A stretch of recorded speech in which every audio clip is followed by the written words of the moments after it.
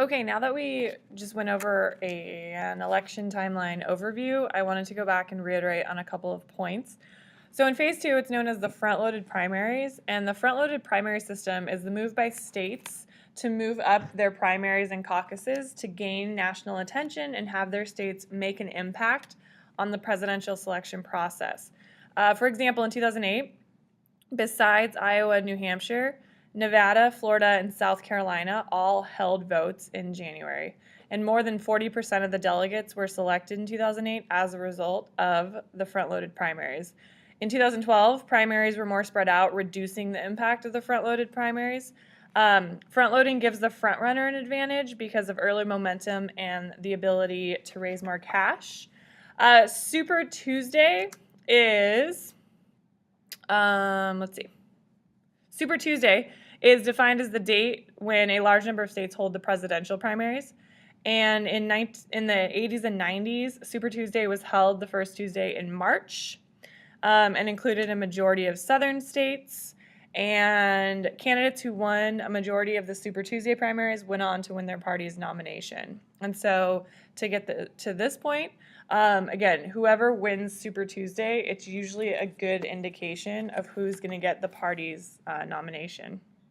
And moving back ahead. Okay, so the word caucus has come up a couple times already. Let's talk about what that means.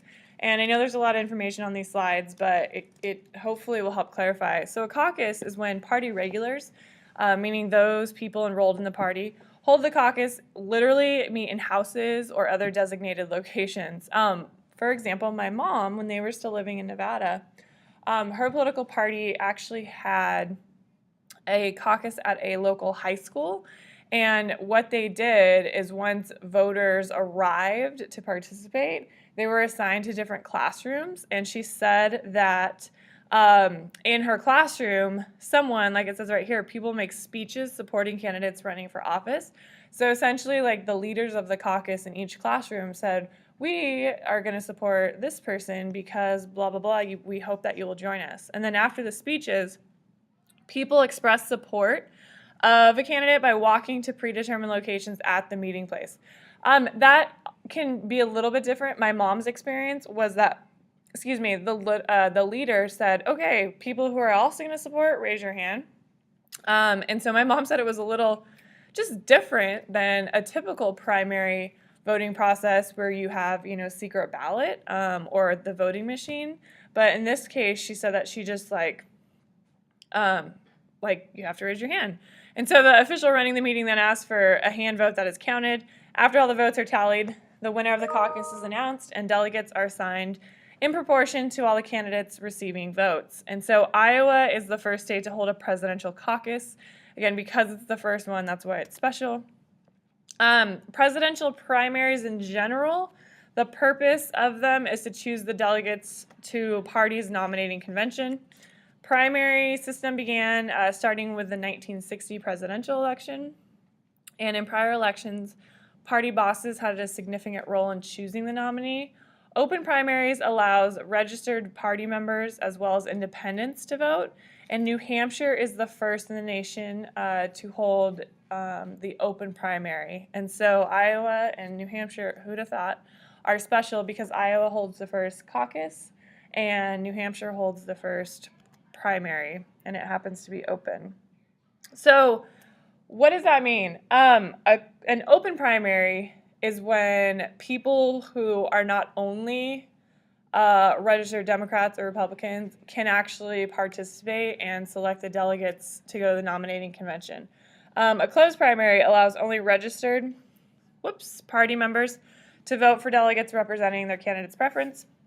Most states have closed primaries, meaning that the only people who could arrive to vote in the primary are those who are registered Republicans or registered Democrats. Some primaries award delegates based on the proportional representation. That is the percentage of votes cast for each candidate. Some primaries are winner take all, where the candidate who receives the most votes get all the delegates.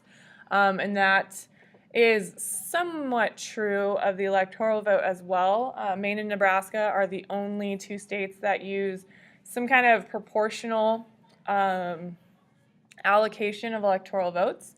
They award the electoral votes based on who wins each district, whereas all other 48 states use a winner-take-all system.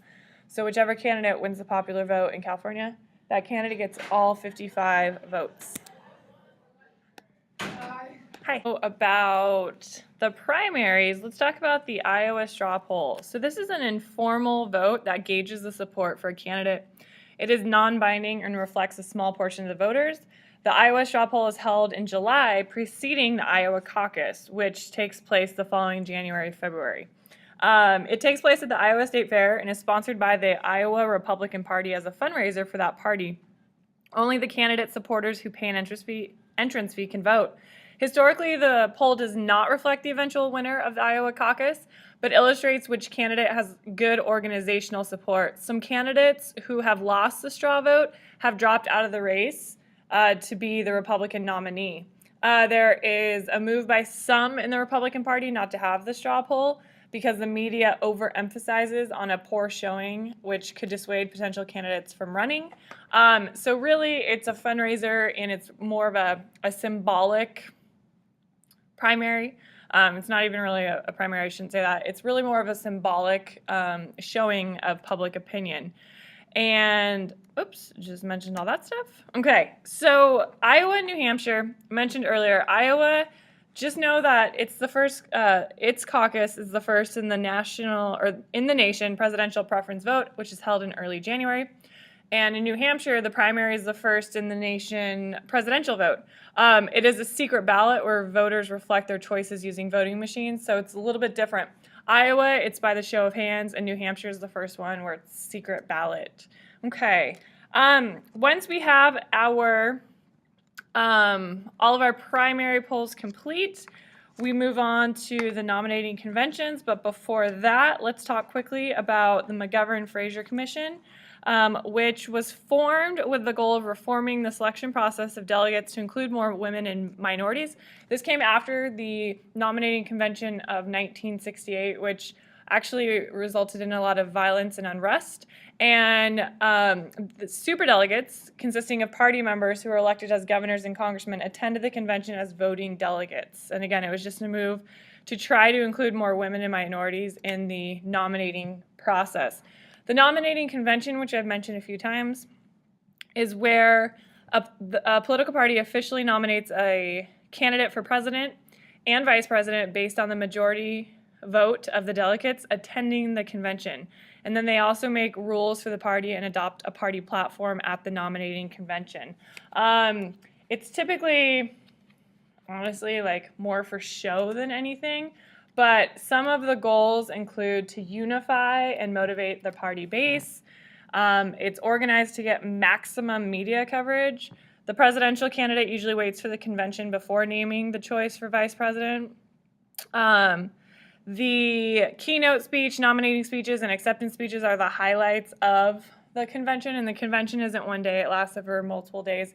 Some highlights from nominating conventions that you guys might remember. In the 2012, or at the 2012 Republican National Convention or Nominating Convention, Clint Eastwood spoke to show support for Mitt Romney.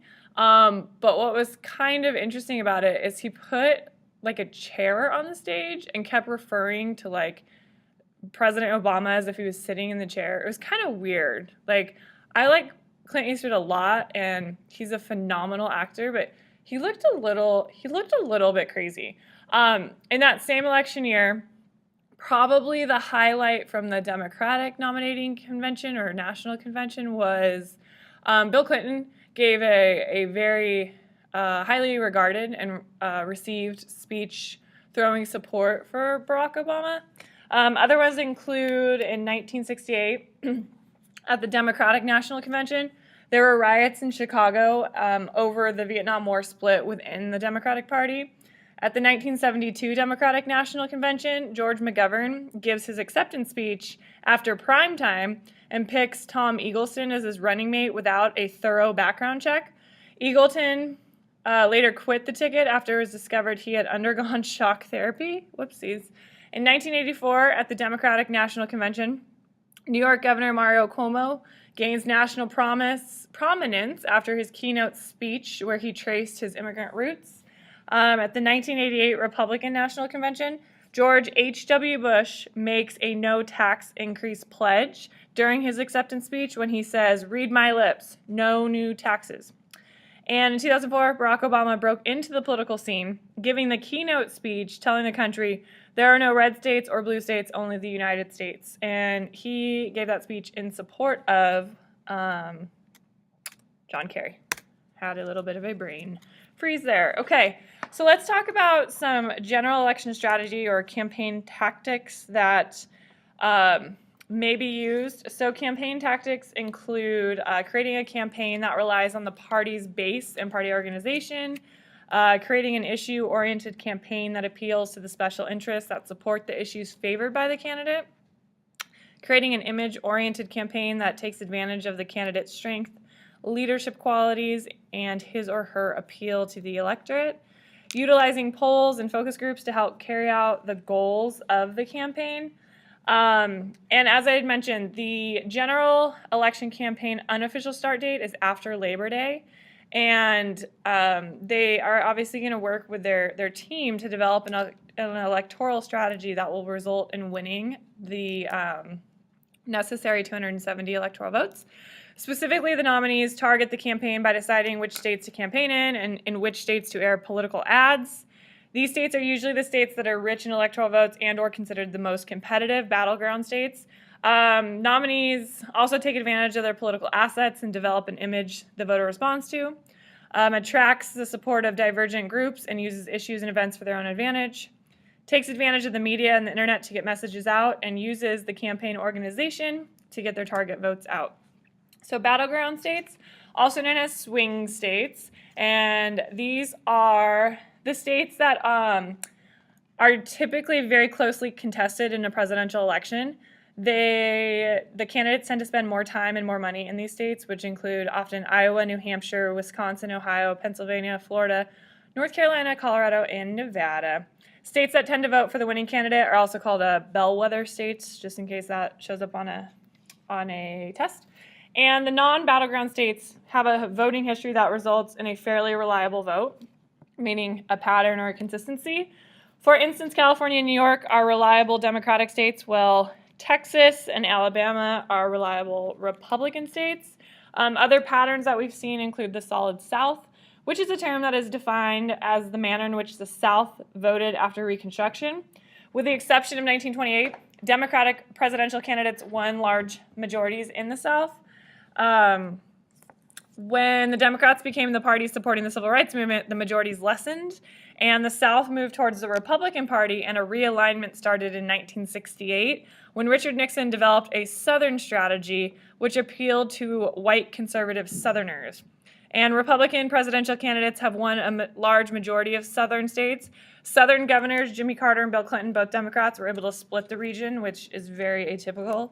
And the Rust Belt is the geographic area that is characterized by industries that have been in decline in the western part of the Northeast and upper Michigan, including western Pennsylvania, western New York, Ohio, Michigan, Wisconsin, northern Illinois, and Indiana.